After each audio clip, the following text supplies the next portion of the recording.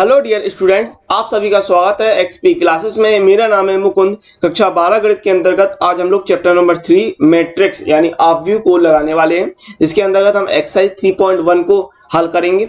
इससे पहले वाले वीडियो में मैंने अपव्यू का पूरा कॉन्सेप्ट प्लस एक्सरसाइज 3.1 के जो पहले के उदाहरण थे वो मैंने कंप्लीट कर चुके हैं।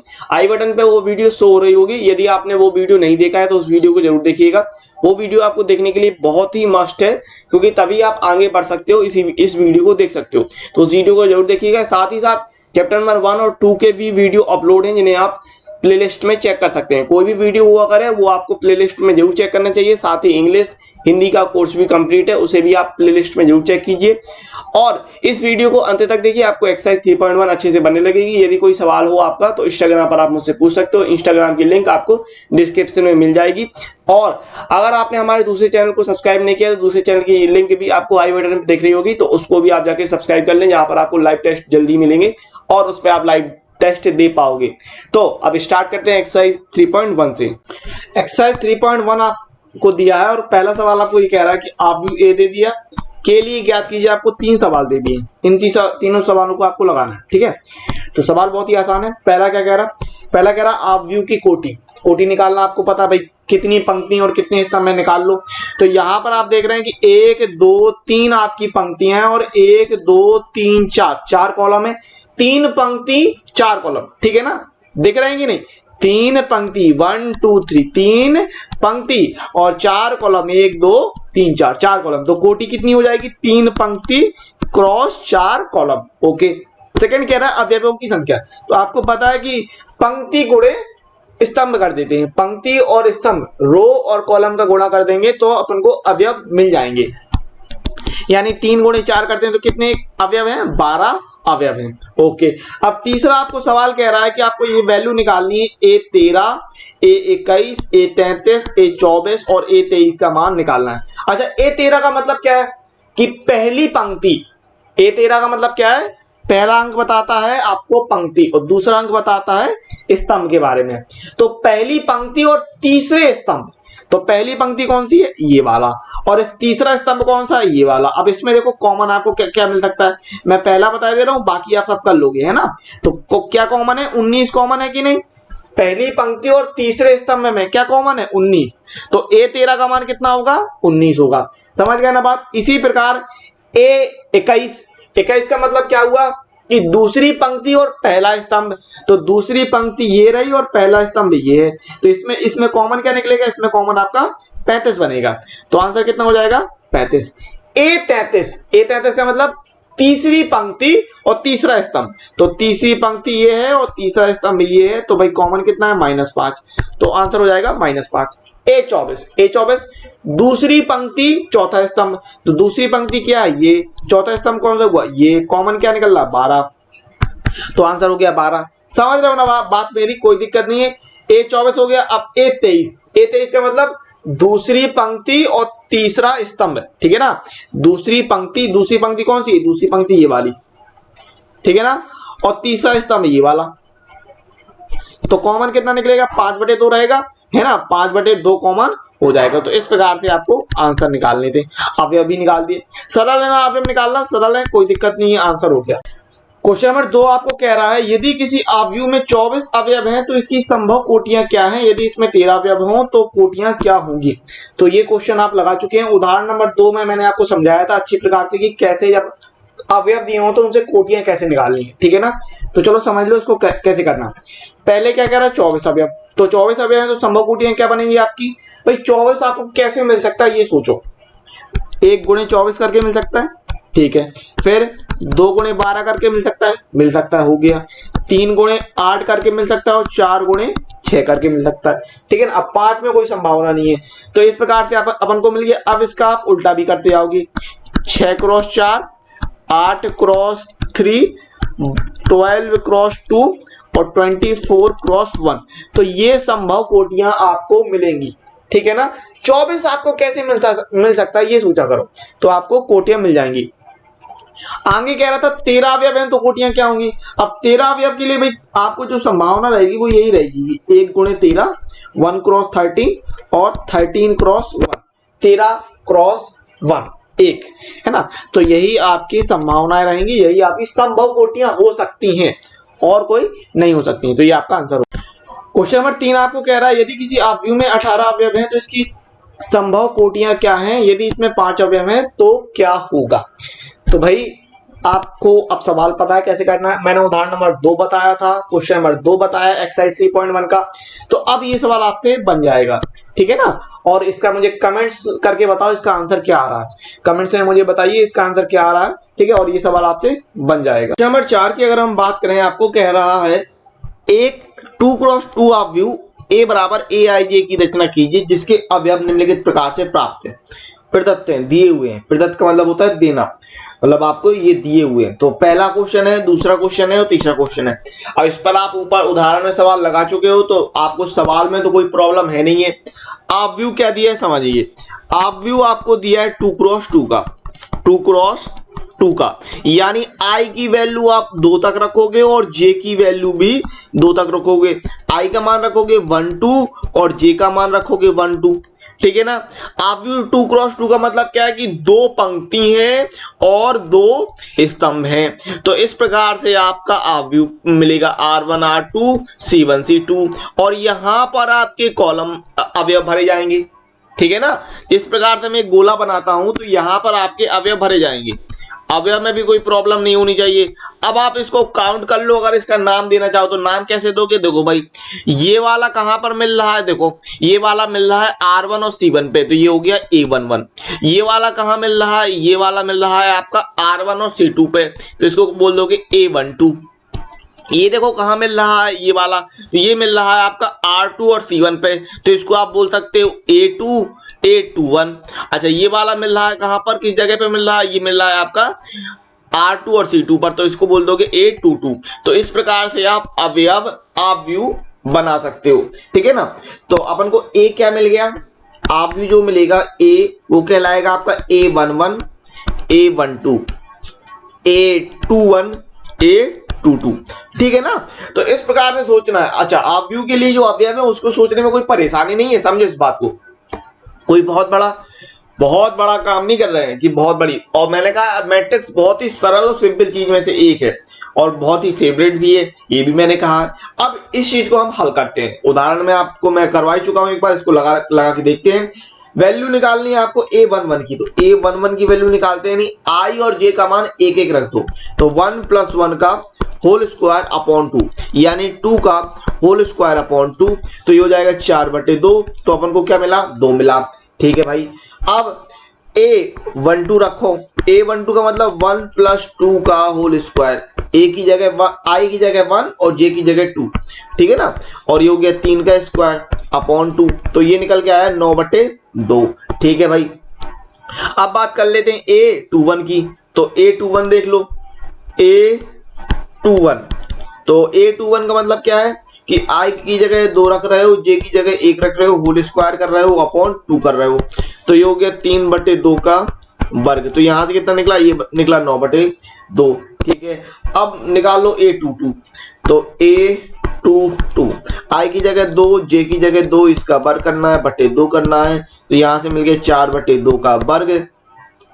अकेला 4 का वर्ग हो रहा, ठीक है ना, अकेला 4 का वर्ग हो रहा, 2 का वर्ग नहीं है, तो हो जाएगा 16/2, तो ये हो जाएगा अपन को 8 मिल जाएगा। तो यहां से अपन को आव्यूह क्या मिल गया, अपन को आव्यूह मिल गया, क्या हो गया, 2 कॉमा नहीं लगाना है, 2 9/2, ठीक है। कॉमा नहीं लगाते, इस बात को ध्यान रखना, 2 9/2 फिर 9/2 और 8, ये आंसर हो जाएगा, ठीक है ना। कोई दिक्कत नहीं है। अब मेरी बात मानो तो आप ये सारे सवाल लगा सकते हो, है ना, कोई दिक्कत नहीं है, ये सारे सवाल लगा सकते हो, लेकिन फिर भी मैं आपको लगा के बता देता हूं। AIJ, दूसरा सवाल AIJ क्या कह रहा भाई, I/J कह रहा, निकाल लो। आव्यूह अपन को कैसे लेना है, A जो लेना है वो लेना है आपको A11 A12 A21 A22, इस प्रकार से बनाना है। चलो बना देते हैं, कोई दिक्कत नहीं है, सिंपल सवाल है। A11 का मतलब I और J की जगह 1 1 रख दो, तो वैल्यू आएगी 1। A12 का मतलब क्या है, I की जगह 1 और J की जगह 2, तो 1/2 मिल गया। फिर A21, तो 21 का मतलब 2/1 यानी 2 मिल गया, और A22 तो कितना 2/2 यानी 1 मिल गया। तो ये भी आंसर हो गया, कोई दिक्कत नहीं है, आ गया A ऑब्वियो। अगर आपने A माना होता तो क्या मिलता, आपको मिलता 1/2, 2 और 1। ये हो गया आंसर, ठीक है ना, ये हो गया आंसर। अब हम तीसरे सवाल को देख लेते हैं। तो तीसरा आपको सवाल क्या कह रहा था, तीसरा आपको कुछ सवाल इस प्रकार से दे रहा था कि aij कितना कि i + 2j का होल स्क्वायर अपॉन 2। यही था सवाल, देख लेते एक बार, चेक कर लेते। हाँ यही था सवाल, देखो aij बराबर क्या, i + 2j का होल स्क्वायर अपॉन 2। इस पर अपन को वर्क करना है। चलो देख लेते हैं सवाल को। ये दिया तो आप व्यू, पहली बात तो कैसा लेना है, आप व्यू जो लेना है अपन को लेना है A11, 12, A21 और A22, ये वाला आप व्यू बनेगा, ठीक है, 2/2 का, 2 क्रॉस 2 का। तो वैल्यू निकाल लो A11 का मतलब 1 + 2 × 1 का होल स्क्वायर अपॉन 2। तो 1 + 2 का होल स्क्वायर अपॉन 2, 2 एकम 2 होता है ना, तो ये 3 का होल स्क्वायर अपॉन 2। तो यहां से मिलना 9/2, ठीक है। फिर आगे बात कर लेते हैं A12 की। A12 का मतलब 1 + j की जगह 2 रख रहे हैं, तो 2 × 2 का होल स्क्वायर अपॉन 2। तो 1 + 4 का होल स्क्वायर अपॉन 2, तो 5 का होल स्क्वायर अपॉन 2 यानी 25/2। फिर बात कर लो A21 की। तो i की जगह 2 रख रहे हो, 2 × 1 कर रहे हो, j की जगह 1 रखना है, का होल स्क्वायर अपॉन 2, ठीक है ना। ओके, तो ये हो गया 2 + 2 का होल स्क्वायर अपॉन 2, तो 4 का होल स्क्वायर अपॉन 2 यानी 16/2, यानी क्या मिल गया, 8 मिल गया, ठीक है। अब बात कर लेते हैं A22 की। A22 तो 2 + 2 × 2 का होल स्क्वायर अपॉन 2, ये हो गया 2 + 4 अपॉन 2, ये 2 + 4 का होल स्क्वायर यानी 6 का होल स्क्वायर बटे 2 यानी 36/2 यानी 18 दूनी 36। तो अपन को वैल्यू क्या मिल गई, ए, यहाँ पर अपन को फाइनल तौर पे आंसर कितना मिल जाएगा, ए बराबर क्या हो जाएगा, ए बराबर आएगा आपका 9/2 और 25/2 और 8 और 18, ठीक है ना। तो क्वेश्चन नंबर 4 के जो आपके 3 सवाल थे मैंने तीनों लगा दिए।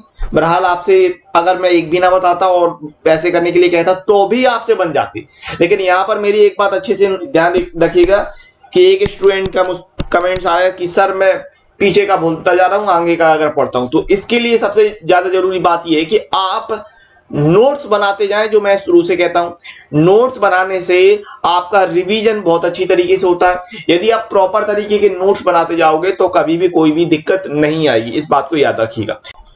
क्वेश्चन नंबर 5 की बात करते हैं। आपको कह रहा है, ये भी सवाल वही है जो आपने उदाहरण में लगाया था, जो आपने क्वेश्चन नंबर 4 में लगाया था। क्या कह रहा है भाई क्वेश्चन, एक 3x4 ऑब्व्यू की रचना कीजिए जिसकी अवयव निम्नलिखित प्रकार से प्राप्त होते हैं। क्वेश्चन नंबर 1 और क्वेश्चन नंबर 2 दिया।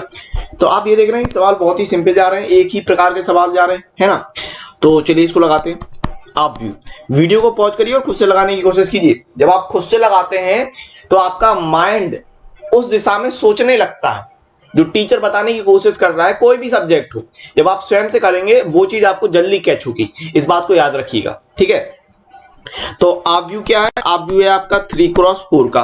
अच्छा, 3x4 का मतलब क्या है भाई, 3 तो पंक्ति हैं, 1 2 3, 3 पंक्ति हैं, R1 R2 R3 और 4 कॉलम है, 1 2 3 4, C1 C2 C3 और C4, ठीक है ना। इस प्रकार से अब बना देंगे, है ना।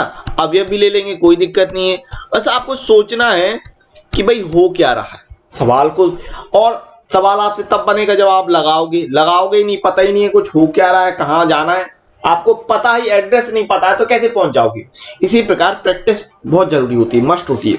अच्छा, 3x4 से क्या मतलब है भाई, i की जगह आप 1 रखोगे, 2 रखोगे, 3 रखोगे, और j की जगह आप 1 रखोगे, 2 रखोगे, 3 रखोगे और 4 रखोगे, ठीक है। तो इस प्रकार से आपको ऑब्व्यू क्या मिलना है, आपको जो ऑब्व्यू मिलना है वो होगा आपका A11 A12 A13 A14, इस प्रकार से मिलना है, ठीक है ना। और A21 A22 A23 A24, फिर A31 A32 A33 काफी बड़ा क्वेश्चन हो जाएगा, लेंदी हो जाएगा, कठिन नहीं है, याद रखिएगा। लेंदी और कठिन अलग अलग चीजें हैं। अब चलिए देखते हैं। तो अब निकालें A11। तो A11 का मतलब क्या हुआ, 1/2 मॉड -3 इंटू 1 और +1 ये बना। तो यहां से वैल्यू निकलेगी 1/2 मॉड -3 + 1। तो यहां से कितना वैल्यू निकलना है, ये निकलना है 1/2 मॉड के अंदर हो जाएगा -2 है ना। और आपको पता है मॉड से अगर संख्या निकलेगी तो क्या हो जाएगी, प्लस की हो जाती है। तो 1/2 और 1/2 गुणे 2 1 निकल आएगा। ठीक है भाई, आगे देखें। A12 निकालो। तो 1/2 मॉड -3 गुणे 1 + 2। तो यहां से हो जाएगा 1/2 मॉड -3 + 2। तो ये हो जाएगा 1/2 मॉड -1। ठीक है ना भाई, -2 + 1 कितना होगा, -1 होगा। तो हो जाएगा 1/2 गुणे 1 यानी कि 1/2। ठीक है, फिर A13 निकालो। तो 1/2 मॉड -3 गुणे 1 + 3। तो ये हो गया 1/2 मॉड -3 + 3। तो ये हो गया 1/2 मॉड के अंदर 0। और तो याद रखिएगा 0 का कोई चिन्ह नहीं होता है, ना 0 पॉजिटिव होता है ना नेगेटिव, प्लस माइनस नहीं लगता है 0 में। ठीक है, इस बात को ध्यान रखिएगा। 1/2 गुणे 0 तो 0 आ जाएगा। अच्छा, A14 निकाल लो। तो 1/2 मॉड -3 गुणे 1 + 4। तो ये हो गया 1/2 मॉड, और ये कितना निकला -3 + 4। तो ये हो गया 1/2 मॉड के अंदर 1, और ये हो गया 1/2 गुणे 1 बराबर 1/2। तो ये आपकी पहली पंक्ति की वैल्यू निकल आई। ठीक है ना। अब दूसरी पंक्ति की अगर हम बात करें तो A21। तो 1/2, अब i की जगह 2 रख रहे हो, तो -3 गुणे 2 + 1। तो ये हो गया 1/2 -3 दूनी 6 + 1। तो ये हो गया 1/2 माइनस का 5। तो 5 बाहर निकलेगा, प्लस हो जाएगा 1/2 गुणे 5। तो ये कितना हो जाएगा 5/2। ठीक है, A22। तो 1/2 मॉड के अंदर -3 गुणे 2 + 2। तो 1/2 -3 दूनी 6 + 2। तो ये हो जाएगा 1/2 मॉड के अंदर -4, और ये निकलेगा 1/2 इंटू 4 यानी निकलेगा 2। अच्छा, फिर बात करें A23 की। तो 1/2 मॉड के अंदर -3 गुणे 2 और +3। तो ये कितना हो जाएगा 1/2 मॉड -6 + 3। तो ये कितना निकलना है 1/2 और मॉड के अंदर -3। तो ये हो गया आपका 1/2 गुणे 3 यानी कि आप कह रहे हो 3/2। और A24 1/2 मॉड के अंदर -3 गुणे 2 + 4। तो 1/2 मॉड के अंदर -3 दूनी 6 + 4। तो ये हो गया 1/2 और ये हो गया -2। तो ये कितना बनेगा 1/2 इंटू 2 यानी कि ये बन जाएगा आपका 1। ठीक है ना। तो ये दूसरी पंक्ति वाला सिस्टम हो गया। अब तीसरी पंक्ति वाला देख लेते हैं। A31। तो 1/2 मॉड के अंदर -3 गुणे 3 और प्लस जे की जगह 1 रखना है 1। ठीक है ना। तो 1/2 ये कितना 3 का 9। अच्छा, मैं आप कुछ नहीं कर रहा हूँ, बस कैलकुलेशन में करता जा रहा हूँ, है ना। तो सिस्टम आपको पता है। अच्छा, आगे बढ़ के आप आगे के सवाल देखना चाहो तो देख लो। माइनस इसको आप लगाना जरूर है, याद रखिएगा। लगाएंगे नहीं तो छोड़ देंगे तो बात नहीं बनेगी, इस बात को ध्यान रखिएगा। -8 तो ये कितना बनेगा 1/2 इंटू 8। तो कितना निकल आएगा 4 निकल आएगा। अच्छा, A32 की बात कर लो। तो 1/2 मॉड 3 गुणे 3 और +2। तो ये हो जाएगा 1/2 और कितना होना है माइनस का 9 + 2। तो 1/2 मॉड के अंदर -7। तो 1/2 गुणे 7 यानी 7/2। ठीक है। A33 तो 1/2 -3 गुणे 3 + 3। तो ये हो गया 1/2 मॉड के अंदर -9 + 3 यानी 1/2 मॉड के अंदर -6। तो 1/2 गुणे 6 यानी ये निकला 3। और A34 तो 1/2 मॉड के अंदर -3 गुणे 3 और +4। तो ये हो गया 1/2 मॉड के अंदर -9 + 4। तो 1/2 मॉड के अंदर -5। तो 1/2 इंटू 5 यानी 5/5। 2। तो फाइनल तौर पे आपका इस सवाल लग गया है। अब बस आपको वैल्यू रखनी है कि वैल्यू आपको क्या क्या मिली, है ना। आपको जो आप व्यू बनाया आपने उसमें वैल्यू क्या क्या मिली, तो चलिए देख लेते हैं। वैल्यू आपकी पहली पंक्ति में थी 1, 1/2, 0 और 1/2, ठीक है ना। तो रख रहे हो 1, 1/2, 0 और 1/2, ठीक है। दूसरी पंक्ति में 5/2, 2, 3/2 और 1। तो यहां रखना है आपको 5/2, 2, 3/2 और 1, ठीक है ना। 5/2, 2, 3/2 और 1, ठीक है। फिर 4, 7/2, 3 और 5/2। तो ये आपका आंसर हो जाएगा। इस प्रकार से करना था। तो सवाल आपने देखा लेंदी है, लंबा सवाल मतलब उसमें ज्यादा प्रोसेस होना, और कठिन सवाल, दो अलग अलग चीजें हैं। तो सवाल कठिन नहीं है, लेंदी है, ठीक है। और बाकी कई सवाल बहुत ही आसान है, बन जाएगा आपसे।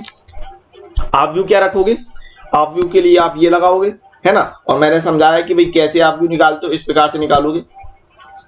तो सारी चीजें क्लियर हैं और इस सवाल को आप लगाना, आपसे बन जाएगा। क्वेश्चन नंबर 6 की बात कर लो। आपको कह रहा है निम्नलिखित समीकरणों से एक्स वाई जेड के मान ज्ञात कीजिए। अच्छा, ये सवाल भी सिंपल है। क्या करते हैं, समान अवयव कब होते हैं, जब उनकी कोटियां समान हो और उनके संगत अवयव समान होते हैं, यही बात है। तो इनमें आप देख रहे हो कि भाई कोटियां तो समान है। यहां पर देखो ये 2 क्रॉस 2 का है, ठीक है ना। ये कितने का, 2 क्रॉस 2 का है, ये भी 2 क्रॉस 2 का है। यहां पर बात कर लो 2 क्रॉस 2 का, ये भी 2 क्रॉस 2 का है। अच्छा, ये बात कर लो, ये कैसा आपका, ये 3 क्रॉस 1 का है और ये भी 3 क्रॉस 1 का है ना। तो यहां अगर हम बात करें, आपको 3 सवाल दिए हैं क्वेश्चन नंबर 6 में, 1, 2 और 3। इनमें आपको एक्स वाई जेड निकालना है। और संगत अवयव कैसे कर दोगे, बराबर। तो अगर हम बात करें पहले सवाल की, तो भाई पहला सवाल तो आपको मौखिक बन जाएगा। पहला सवाल तो आपको मौखिक बन जाएगा, मतलब क्या कि देखो यहां पर अगर हम y देखें पहले उसमें, तो y 4 के बराबर हो रहा, z जो है वो 3 के बराबर हो रहा और 1 जो है x के बराबर हो रहा। तो आप क्या कर दोगे कि चूंकि अवयव की कोटियां समान है ना, और तो संगत अवयवों को हम बराबर करेंगे। अब जब संगत अवयवों को बराबर करोगे तो वैल्यू निकल आएगी। वैल्यू क्या हो जाएगी, समझो भाई, x का मान आ गया 1, y का मान आ गया आपका 4 और z का मान आ गया आपका 3, ठीक है ना। ये हो गया एक्स वाई जेड की वैल्यू, है ना। कोई दिक्कत नहीं है, समझ गए बात की नहीं। देखो भाई, x का मान हो जाएगा 1, ठीक है। y का मान कितना हो जाएगा, y का मान हो जाएगा आपका 4, है ना। और z का मान कितना हो जाएगा, z का मान हो जाएगा आपका 3। समझ गए बात, ओके। क्वेश्चन नंबर 2 देख लो। क्वेश्चन नंबर 2 में क्या दिया आपको, देखो x प्लस वाई किसके बराबर करोगे, 6 के। x प्लस वाई किसके बराबर करोगे, 6 के। और 5 प्लस जेड करोगे 5 के बराबर, तो यहां से जेड की वैल्यू निकलेगी। और एक्स वाई करोगे 8 के बराबर। अब ये थोड़ा सा इसमें आपको कैलकुलेशन करनी पड़ेगी, तो इस सवाल को समझते हैं। देखो x प्लस वाई आप लिख दोगे तुलना करने पर, क्या लिख देंगे, तुलना करने पर, कंपेयरिंग, ठीक है। तो x प्लस वाई बराबर 6 ले लो, ठीक है। और आपको क्या दिया है, और दिया है भाई 5 प्लस जेड, 5 प्लस जेड बराबर 5 दिया है। तो जेड बराबर आपका कितना निकलेगा, 5 घटेगा वहां पर जाके, 5 माइनस 5। तो यहां से आपको जेड की वैल्यू कितनी निकलाई, 0 निकलाई। ये तो हो गया जेड की वैल्यू, ठीक है। अच्छा, एक्स प्लस वाई बराबर 6 दिया और एक्स वाई बराबर 8 है, तो एक्स वाई बराबर रख दो 8, ठीक है भाई। अच्छा, यहां से क्या करो, ये x प्लस वाई बराबर 6 था ना, तो यहां से अपन x की वैल्यू निकाल ले सकते हैं। x की वैल्यू कितनी आएगी, 6 माइनस वाई आएगी। x की वैल्यू यहां पर उठा के रख दो, ठीक है, रख देते हैं। तो 6 माइनस वाई, वाई बराबर 8। अब इस चीज को हम यहां पर हल करते हैं, इसको साइड में ले लो, ठीक है। इसको अपन ऊपर ले जाके हल करते हैं यहां पर, ठीक है ना। समझो क्या मिला था हमको, 6 माइनस वाई, वाई बराबर 8, ये मिला था, ठीक है। चलो इसको हम हल करके देख लेते हैं। तो ये हो गया 6y माइनस वाई स्क्वायर बराबर 8। 8 को इस तब ले आओ तो 6y और माइनस का वाई स्क्वायर माइनस 8 बराबर 0, यानी हो गया minus y square plus 6y minus 8 बराबर 0। पूरे में माइनस का अगर हम गुणा कर दें तो हो जाएगा वाई स्क्वायर माइनस का 6y प्लस का 8 बराबर 0। अब 8 लाना है आपको, तो 4 दूनी 8 होता है और 4 दो 6 होता है। तो यहां से आ जाएगा y square minus 4y minus 2y plus 8 बराबर 0। तो क्या वैल्यू मिलेगी, ये हो गया आपका y कॉमन निकलेगा तो y माइनस 4, माइनस 2 निकलेगा तो y माइनस 4 बराबर 0। तो ये हो गया y माइनस 4 और ये हो गया y माइनस 2 बराबर 0, ठीक है। तो यहां से आपकी y की वैल्यू निकल आई भाई। एक बार y माइनस 4 बराबर 0 करोगे तो y का मान कितना निकला, 4। और y माइनस 2 बराबर 0 करोगे तो y की वैल्यू कितनी निकली 2। अच्छा एक्स वाई बराबर कितना था, एक्स वाई बराबर 8 था ना, तो जब y बराबर 4 तो x बराबर कितना होगा 4 का भाग होगा तो x का मान कितना निकलेगा 2 और y का मान 2 तो 2 का भाग होगा तो x का मान निकलेगा 4। तो इस प्रकार से अपन ने वैल्यू निकाल ली। तो हम यहां से क्या कह सकते हैं भाई, आता है यहां से दो वैल्यू निकली, आता है x बराबर 2 है तो y की वैल्यू 4 और z की वैल्यू 0 और x बराबर अगर अपन ने 4 लिया, ये वाले 4 लिया तो x बराबर 4 तो y बराबर फिर 2 और z की वैल्यू 0। तो ये आंसर हो जाएगा। क्लियर है बात। तो इस प्रकार से आपका ये सवाल लगना था, ठीक है ना, और कुछ नहीं था सवाल। अब तीसरा सवाल देख लेते हैं, तीसरा सवाल आपको क्या कह रहा है। तीसरा सवाल और ज्यादा सरल है, समझो। कंपेयरिंग करेंगे, अगर हम तुलना करेंगे तो अपन को क्या मिलेगा भाई, अपन को मिलेगा x plus y plus z बराबर 9 और x प्लस जेड बराबर 5 और y प्लस जेड बराबर 7। अब क्या करो, एक एक बार ये वैल्यू रख दो, दूसरी तीसरी जो वैल्यू आपको दी है एक एक बार रख देंगे। कैसे, समझो। जो पहला आपको समीकरण दिया है, पहला क्या दिया उसमें क्या करो कि भाई x और z को साथ में ले लो, y को अलग कर लो, y को अलग कर लो बराबर 9। तो x प्लस जेड कितना दिया 5 दिया तो 5 प्लस वाई बराबर 9। तो यहां से अपन को y की वैल्यू मिल गई, तो y बराबर कितना 9 माइनस 5 तो y बराबर 4, y की वैल्यू आ गई 4।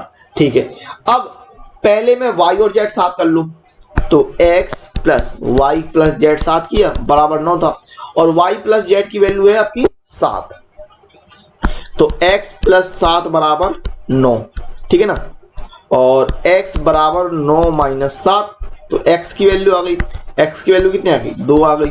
ठीक है, अच्छा x प्लस जेड दिया था अपन को, x प्लस जेड दिया था 5, ठीक है ना, तो यहां से निकाल लेंगे x प्लस जेड बराबर था 5 तो x का मान आया 2, x का मान कितना आया 2 प्लस जेड बराबर 5 तो यहां से z की वैल्यू कितनी आ गई 5 माइनस 2 तो z की वैल्यू आ गई 3।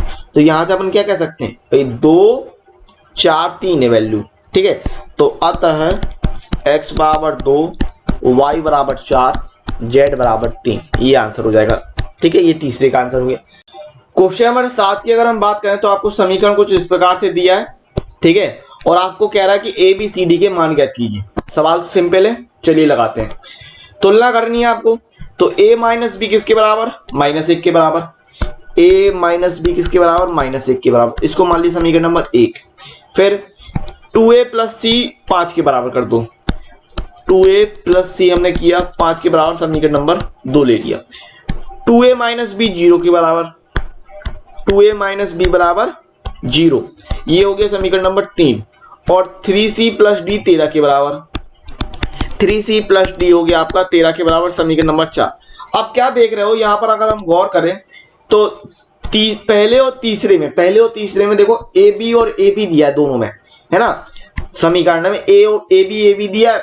तो क्या करो, इन्हीं दोनों समीकरणों को हल करें। अब क्या करते हैं कि 1 और 3 को घटा देते हैं, क्योंकि यहां देख रहे हो माइनस बी है ना, तो अगर घटाओगे तो ये कट जाएंगे। तो क्या कर रहे हो कि समीकरण 1 और 3 को घटाने पर, समीकरण 1 व 3 को घटाने पर, है ना, 1 और 3 को घटाने पर, तो a माइनस बी बराबर -1 और 2a माइनस बी बराबर 0, तो घटा दो, घटाने पर तो माइनस प्लस माइनस, तो ये कैंसिल हो रहा, -2a से a गया तो कितना बचा -a और ये बचेगा -1, तो a बराबर 1, a बराबर कितना होगा 1, तो a की वैल्यू 1 निकल आई, b की वैल्यू निकाल लो। आपके पास क्या था, a माइनस बी बराबर -1 था, a का मान रखो 1 माइनस बी बराबर -1, तो माइनस बी बराबर कितना होगा -1 1 का 75 कर रहे हैं तो -1, तो माइनस बी बराबर -2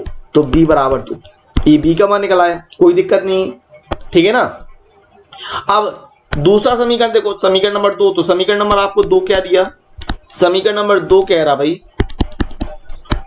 2a प्लस सी बराबर 5, a का मान निकाला आपने 1, तो 2 गुणे 1 प्लस सी बराबर 5, तो 2 एकम 2 प्लस सी बराबर 5, तो सी बराबर 5 माइनस 2, तो सी की वैल्यू आ गई 3। अब हम यहां रख देंगे चौथे वाले में, तो समीकरण नंबर 4 से, अच्छा समीकरण 4 क्या दिया है, 3c प्लस डी बराबर 13, 3c प्लस डी बराबर 13। अब c की वैल्यू 3 रख दो, तो 3 गुणे 3 प्लस डी बराबर 13, 3 3 का 9 प्लस डी बराबर 13। तो ये हो गया आपको डी बराबर कितना, डी बराबर हो गया डी बराबर 13 माइनस 9, तो डी की वैल्यू हो गई 4। इस प्रकार से आपने निकाल दिया है ना।